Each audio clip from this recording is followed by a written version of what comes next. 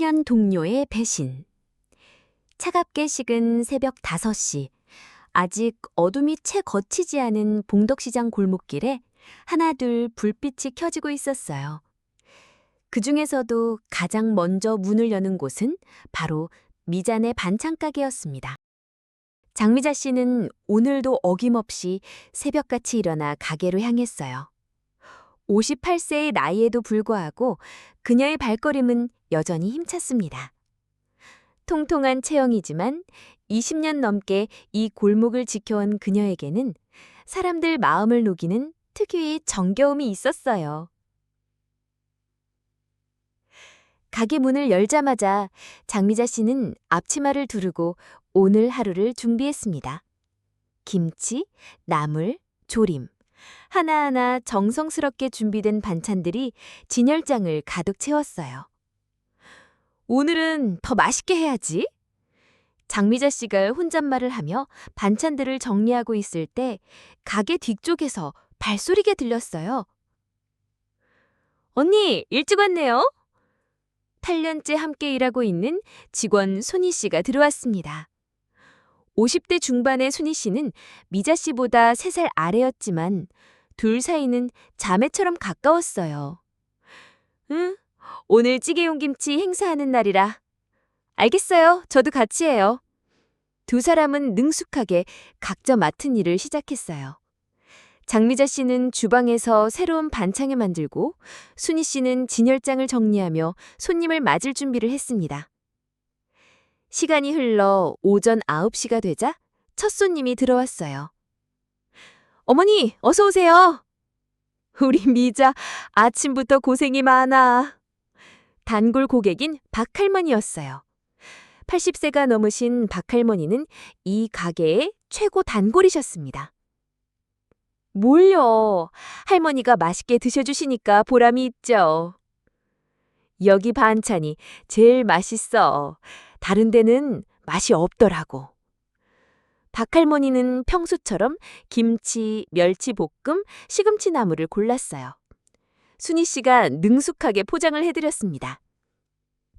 이거 서비스로 조금 더 넣어드릴게요. 고마워라. 얼마야? 15,000원이에요. 박할머니가 현금을 건네주시자 순희 씨가 계산대로 향했어요. 하루 종일 손님들이 끊이지 않았어요. 점심시간에는 직장인들이, 저녁에는 주부들이 찾아왔습니다. 장미자 씨의 반찬은 정말 맛있기로 소문이 났거든요. 바로 옆 장시 슈파에서 마실 거나 사올까 하며 미자 씨가 돈통을 열었는데 뭔가 이상했어요. 아까 박할머니가 15,000원을 현금으로 주고 가셨는데 5,000원짜리가 어딨지? 미자 씨는 그리 이상한 일도 아니라고 생각했고 다른 손님이 거스름돈으로 받아갔나 보다라고 생각했어요. 오늘도 바쁜 하루였네. 저녁 8시. 장사가 끝나고 장미자 씨는 하루 매출을 정리하고 있었어요. 요즘은 현금 손님이 예전 같지 않네. 며칠이 지나고 요 근래 식재료 구입비가 이상하리만큼 증가하고 있는 걸 미자 씨는 뒤늦게 깨달았습니다. 뭔가 이상해. 이러다가 가게 운영이 힘들어질 텐데. 장미자 씨는 밤늦게까지 장부를 들여다봤어요. 아무리 계산해봐도 맞지 않는 숫자들, 점점 커져가는 적자. 이대로는 안 되겠다 싶었습니다. 다음 날 아침 장미자 씨는 중요한 결정을 내렸어요. CCTV를 설치해야겠어. 전자상가에서 작은 카메라를 샀습니다. 계산대 위쪽 구석진 곳에 몰래 설치했어요. 순희 씨가 눈치채지 못하도록 조심스럽게 말이죠. 미자 씨는 순희 씨와 함께 해온 10년의 시간을 의심하긴 싫었어요. 불안해. 이런 일을 해야 하다니.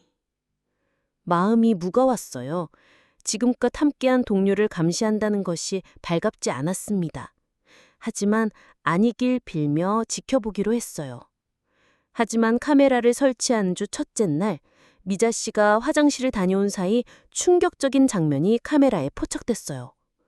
한 손님이 반찬을 사고 2만 원치 건넸는데 순희 씨가 계산대에는 10,000원을 한 장만 넣고 돈통을 닫는 척하면서 나머지 한 장을 자신의 앞치마 주머니에 넣는 모습이 선명하게 찍혔습니다. 이럴 수가. 장미자 씨는 믿을 수 없었어요. 화면을 다시 돌려보고 또 돌려봤습니다. 하지만 현실은 변하지 않았어요. 다음 날도 그 다음 날도 같은 일이 반복됐어요. 순희 씨는 능숙하게 현금의 일부를 빼돌리고 있었습니다. 마치 수년간 해온 일처럼 자연스럽게 말이죠. 7년. 아니, 어쩌면 처음부터? 장미자 씨는 배신감이 몰려왔어요. 집에서 아들 밥 챙겨주기 힘들까봐 가게 반찬도 지금껏 무상으로 넉넉히 제공해줬거든요. 어쩌면 순희 씨가 반찬을 조금씩 가져가는 것이 자신을 만만하게 생각하게 된 계기가 아닐까라는 생각까지 들었어요. 내가 그렇게 잘해줬는데? 가슴이 무너져 내렸어요. 21년 동안 믿었던 사람이 자신을 속여왔다는 사실. 돈이 급하면 말을 하지. 내가 그렇게 못 믿어온 거야? 미자 씨는 속으로 앓으며 잠을 이룰 수 없었어요. 계속해서 CCTV 화면이 눈에 밟혔습니다. 순희 씨가 돈을 주머니에 넣는 모습, 그리고 아무렇지 않게 웃으며 손님을 맞는 모습까지. 어떻게 해야 할까? 경찰에 신고해야 하는 건지 아니면 조용히 내보내야 하는 건지 갈등이 깊어졌어요. 정이 있는 사람을 그냥 보낼 순 없었지만 그렇다고 이대로 두고 볼 수도 없었습니다. 다음 날 아침 평소와 같이 순희 씨가 출근했어요. 언니, 오늘도 좋은 하루 되세요? 장미자 씨는 평소와 달리 말수가 적었어요. 마음이 복잡했거든요. 순희 씨는 바쁘게 일하느라 눈치채지 못하고 평소와 같이 일을 시작했습니다. 오전 시간이 흘러가며 손님들이 하나둘 찾아왔어요. 그리고 또다시 그 순간이 왔습니다. 한 주부가 반찬을 사며 25,000원을 건넸어요. 감사합니다. 순희 씨가 환하게 웃으며 돈을 받았어요. 그리고는 자연스럽게 계산대에는 20,000원만 넣고 5,000원은 또다시 자신의 주머니에 넣었습니다. 이제 정말 장미자 씨의 참을성이 한계에 달했어요. 하지만 손님들이 있는 상황에서 문제를 일으킬 수는 없었습니다. 점심시간이 지나고 잠깐의 한적한 시간이 왔어요. 장미자 씨는 순희 씨를 불렀습니다. 순희야, 잠깐 이야기 좀 하자. 네? 무슨 이야기요? 너 요즘 힘든 일 있어? 아니요, 언니, 왜요? 순희 씨의 반응을 보니 뭔가 어색했어요. 왠지 모르게 눈을 피하고 있었습니다. 미자 씨는 그런 순희 씨의 표정을 보니 다시 마음이 약해져서 말을 돌렸습니다. 아니, 요즘 힘이 없어 보여서. 그날 저녁 장미자 씨는 자신의 딸 수진에게 전화를 걸었어요. 35살인 딸 수진이는 직장인으로 어머니의 가게 일을 잘 알고 있었습니다. 수진아, 엄마야. 엄마, 왜 이렇게 늦게 전화해요? 엄마가 상의할 게 있어서. 정미자 씨는 딸에게 모든 상황을 설명했어요. CCTV를 설치한 것부터 순희 이모가 돈을 빼돌리는 것을 목격한 것까지. 네? 정말요? 순희 이모가? 응, 믿고 싶지 않지만 증거가 있어. 엄마, 그럼 바로 그만두라고 하세요. 그래도 10년을 함께 했는데. 엄마, 정이고 뭐고 그동안 엄마를 속인 거예요. 딸의 말이 맞았어요. 하지만 마음이 쉽게 정리되지 않았습니다. 엄마, 증거도 있으니까 일단 따져보세요. 그래도 안 되면 경찰에 신고하고. 그래야겠구나. 다음 날 장미자 씨는 마음을 정했어요. 더 이상은 안 되겠다고 생각했습니다. 평소와 같이 순희 씨가 출근했어요. 그런데 이상했습니다. 어제보다 더 신경이 쓰이는 듯한 모습이었어요. 언니, 어제 무슨 일 있었어요? 아니야, 별일 없어.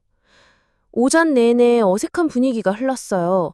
손님들이 와도 예전만큼 편한 대화가 오가지 않았습니다. 그리고 드디어 그 순간이 왔어요. 한 손님이 3만 원어치 반찬을 사고 현금을 건넸어요. 순희 씨는 평소와 같이 돈을 받았습니다. 장미자 씨는 화장실에 가는 척 뒷주방에서 순희 씨를 몰래 지켜보고 있었어요. 순희 씨의 손이 잠시 멈췄어요. 계산대와 자신의 주머니 사이에서 말이죠. 계산이 끝나고 미자 씨는 계산대 앞으로 걸어가 돈통을 열었어요. 어제 돈통 안에 현금이 얼마가 들어 있었는지 미리 파악하고 있어서 10,000원이 부족하다는 걸 금방 알 수 있었어요. 순이야. 네? 가게 문 좀 잠그고 뒷주방으로 와. 순희 씨의 얼굴이 하얗게 변했어요. 드디어 들켰구나 하는 표정이었어요. 가게 뒤쪽 잦은 사무실에서 둘만의 대화가 시작됐어요. 순이야, 할 말 있어? 언니, 그게... 언제부터야? 10년 동안 그랬던 거야? 처음부터. 순희 씨는 더 이상 부인할 수 없었어요. 증거가 명확했거든요. 미안해요, 언니. 나도 처음엔 그러지 않았어.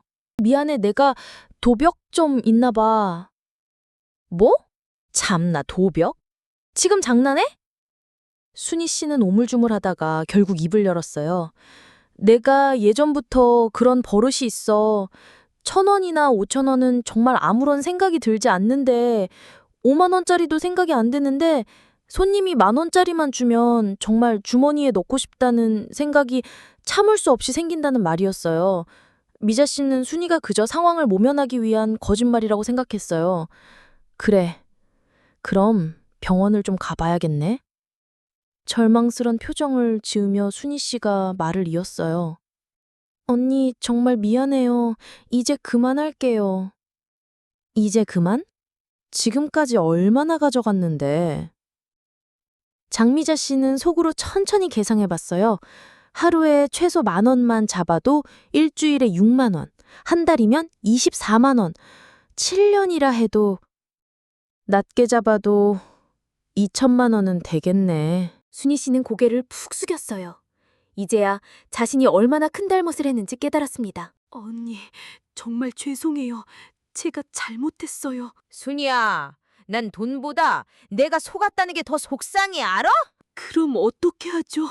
돈은 갚을게요. 순이야, 너 지금 월급으로 생활비도 빠듯한 거 내가 알아.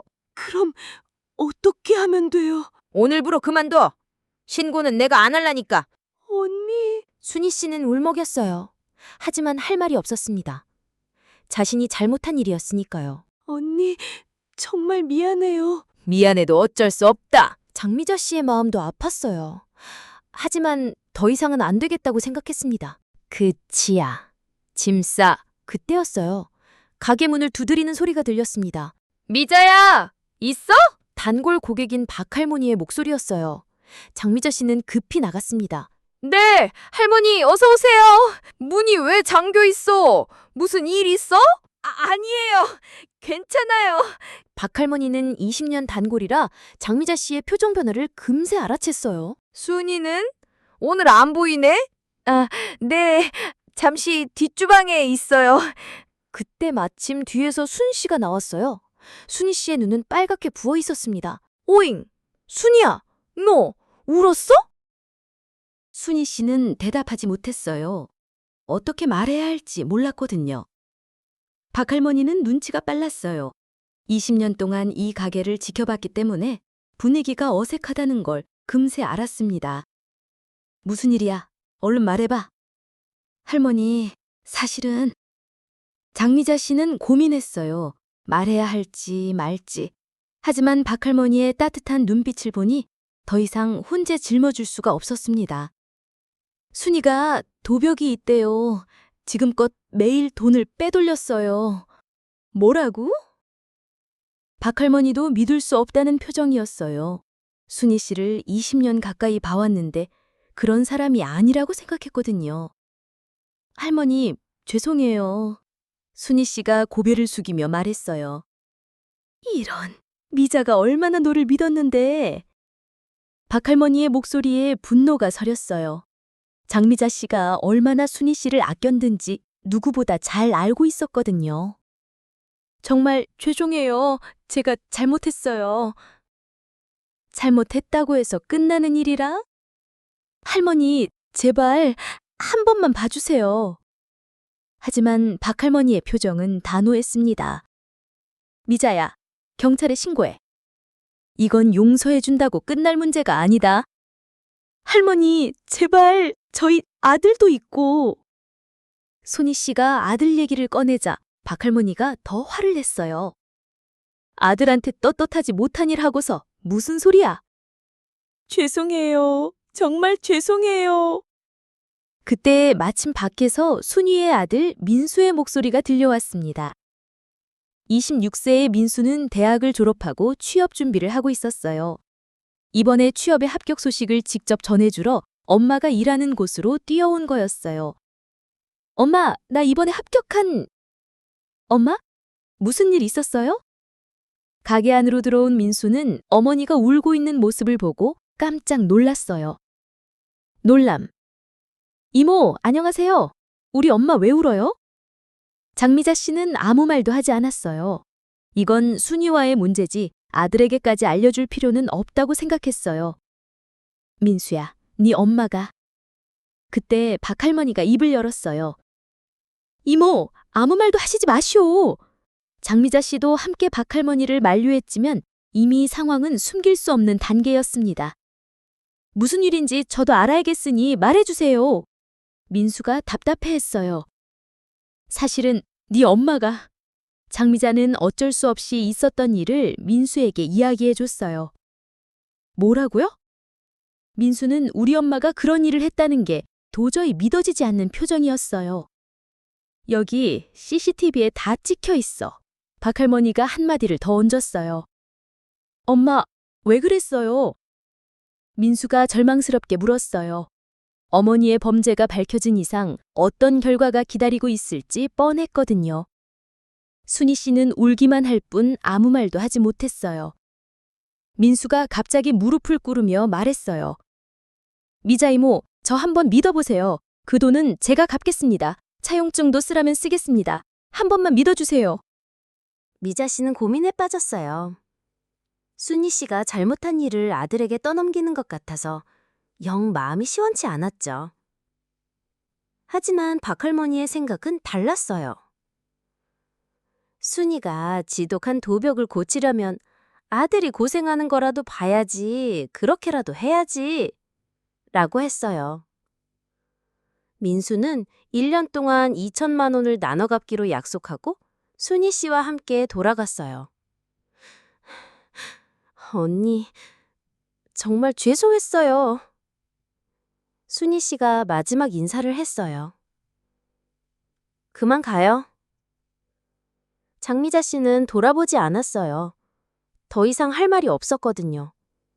순희 씨와 민수가 가게를 나간 후 한동안 침묵이 흘렀어요.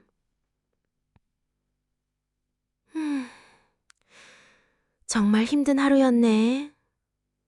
박할머니가 한숨을 쉬었어요. 미자야, 이게 잘한 일이야. 시간이 더 지났었으면 더 큰 피해가 있었을 거야. 맞는 말이었지만 장미자 씨는 아직도 마음이 불편했어요. 도벽이라는 게 자기 뜻대로 조절이 안 되는 거라던데. 가게를 일찍 마치고 집에 도착한 미자는 딸인 수진에게 오늘 있었던 일을 설명해줬어요. 엄마, 이제 새 시작이에요.